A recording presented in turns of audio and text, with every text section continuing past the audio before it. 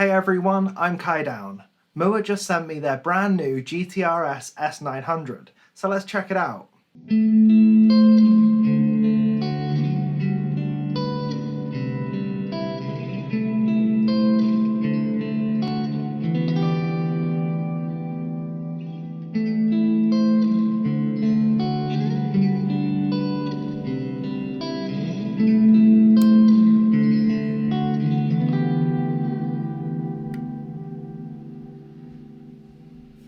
So the first thing I want to mention is just how nice the unboxing experience was for this guitar. The box was nicely reinforced with cardboard surrounds so that the guitar doesn't move around too much in shipping. The case is a rugged gig bag with a pillow to protect the neck. It also came with a plastic guard to protect the frets, as well as a little protector behind the bridge to stop the bridge from dinging the guitar as the guitar was detuned for shipping. Everything about unpacking this guitar felt super premium and well thought out. All of the accessories, tools and manuals that you need came in this little paper wallet.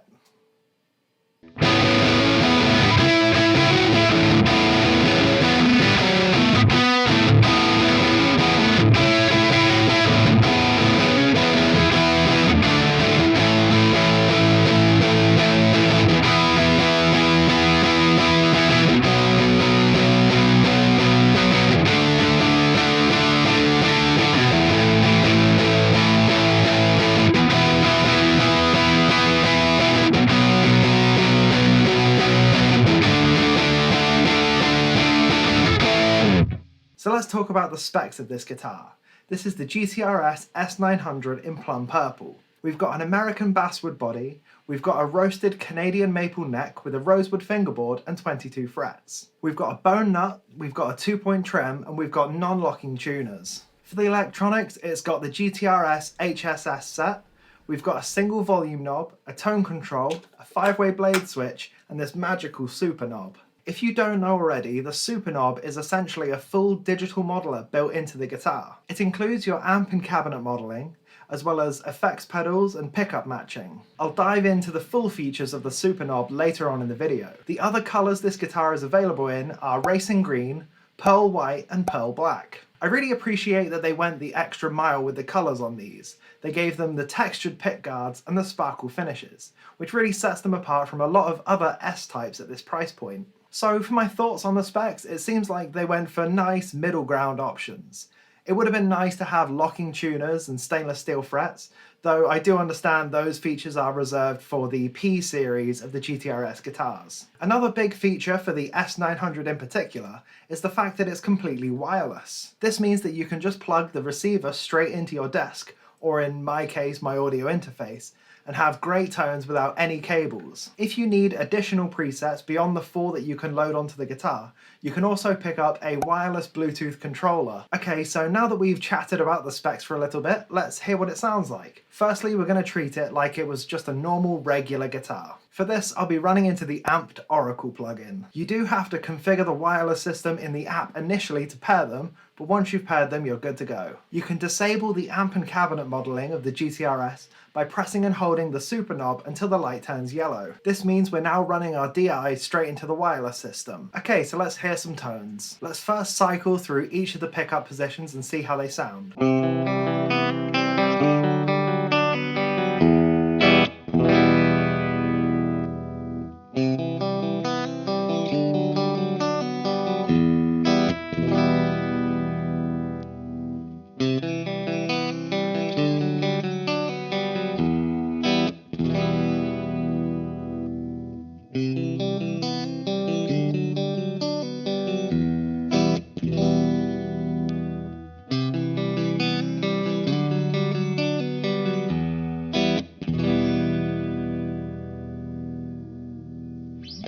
Now we'll switch to a crunch setting and cycle through the pickups again.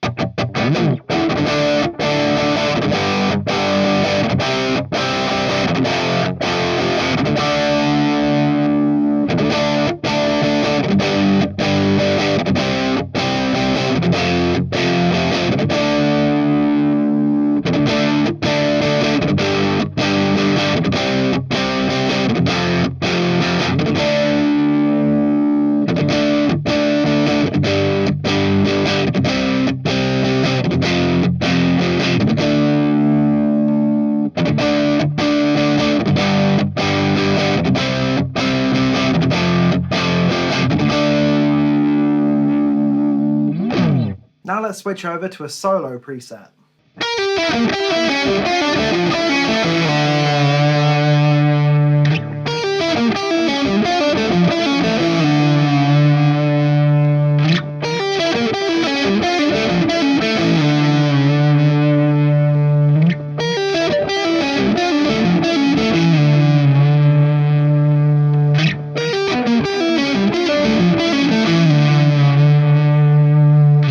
Now's a pretty good time to talk about the fit and finish of this guitar and the QC in general. I have to say, overall it's pretty solid, though there are some areas where it's a little weak. The first thing I noticed is that the side dots on this are a little inconsistent.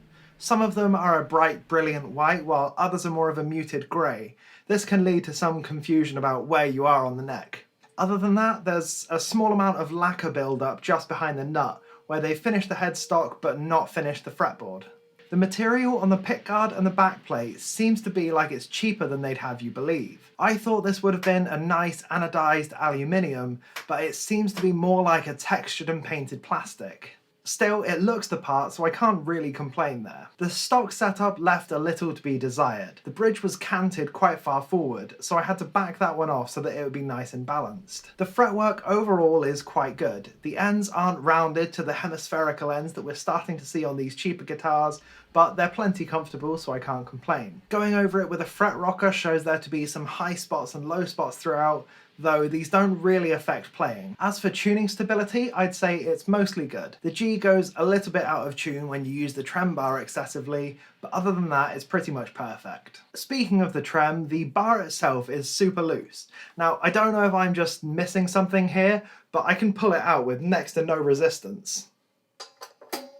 I checked for the usual things, whether it had a threaded insert or grub screws, and I couldn't find anything like that. It seems to just be a push-in bar that doesn't really hold very nicely.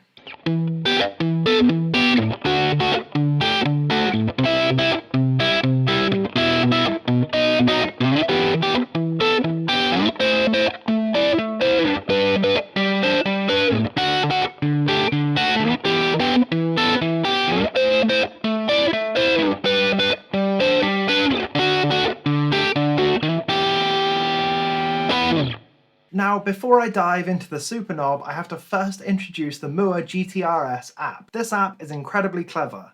You scan the QR code on the back of the guitar's headstock to pair it with the device. I will say the first time use of the app is incredibly difficult to get the hang of. Nothing is labelled properly, there's no tutorial for your first time, and you kind of just have to guess and make sense of the symbols yourself. After pairing with the guitar, you can hit the wrench icon to pull up the main editor. Here you'll see your GTRS guitar pop up in the right colour and the right specs. You can see the super knob on your guitar flashing. This is where you'd access the main editor for your presets. First, I'd like to try out the tone capture aspect of this guitar, so using it kind of like you would a Variax. To set this up, you first want to head to the settings menu in the bottom right hand corner of the window, then head to global, then under super knob mode, select guitar sim switch. Preset select will make the super knob switch between your 4 presets that you have loaded, where the guitar sim switch will turn the guitar simulation on and off. Let's hit where it says 58 LP and this will load up our guitar sim. Now you'll notice that when we press the super knob button, this tone capture is turning on and off.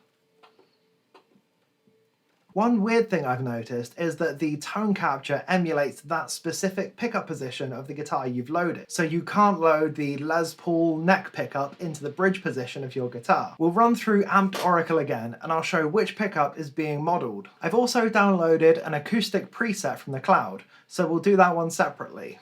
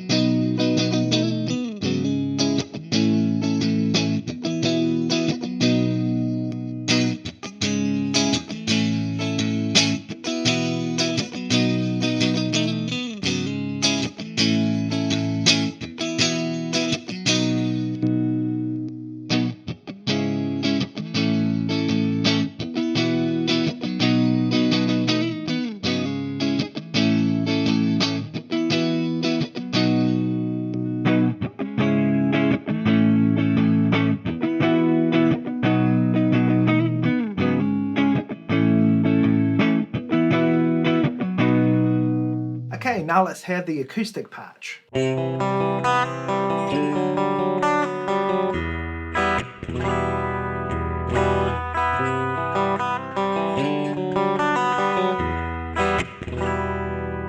Okay, so with that acoustic patch, you started to hear some of the modelling inside this guitar. Now it's time to get into what the guitar is all about. I've shown you what the guitar sounds like as a normal electric guitar. I've shown you what the tone capture sounds like, so now let's hear some of the amp and cabinet modelling from inside the unit. Rather than diving through the mountains of somewhat cheesy stock presets aiming to recreate the sounds of popular songs, I've instead opted to download 4 of my favourite presets from the cloud, as well as creating 4 of my own presets. I will say the cloud has a really nice feature that I've not really seen on any of these other modelling units. You're able to audition each of the patches before you commit to downloading it to the unit. This cuts a lot of the time and a lot of the trial and error out of trying different patches. Now let's hear the 4 presets I've picked. I've gone for clean, crunch, high gain and solo.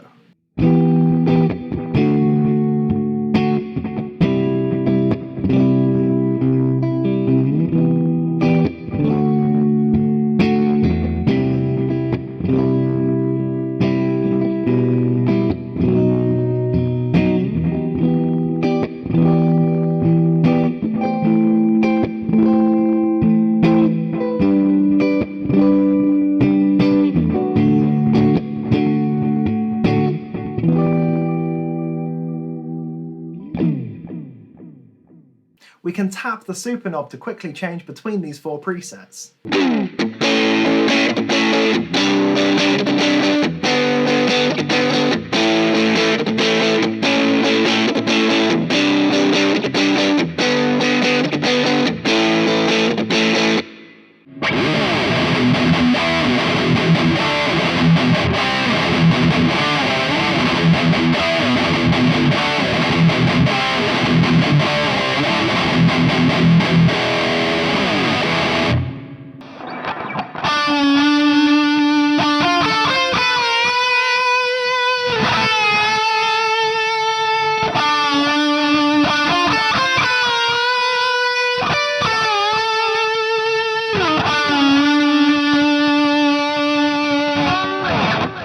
Now, as I said, I've also built 4 of my own presets on the unit. I've got clean, edge of breakup, pop punk and metal. If you do happen to pick up one of these GTRS guitars, I'd recommend scrolling through the official zone first. To get to the official zone, you hit the cloud icon, then select official zone, and you'll see the GNR captures for the amps and the GIR captures for the cabinets. I'd say both of these are better than the stock options that come on the unit. I do wish you could load your own wave IRs instead. This would really open up the possibilities of the unit, as the cabinet section doesn't really have any options whatsoever. You can choose the cabinet, but you can't choose the microphone or the microphone's placement. Let's hear the 4 presets I've made.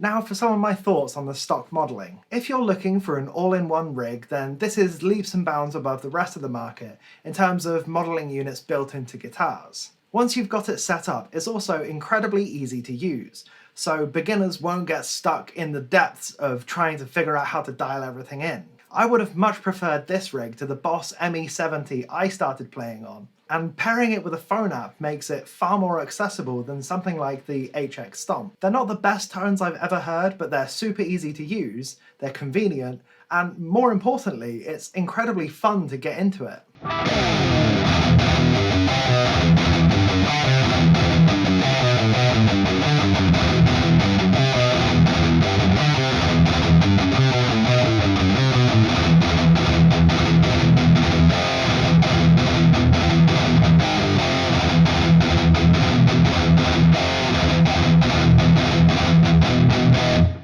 So should you buy this guitar? Right now, in the UK at least, you can pick up the Professional series, which is this guitar but with locking tuners, stainless steel frets, a flame maple neck, a upgraded bridge and noiseless pickups.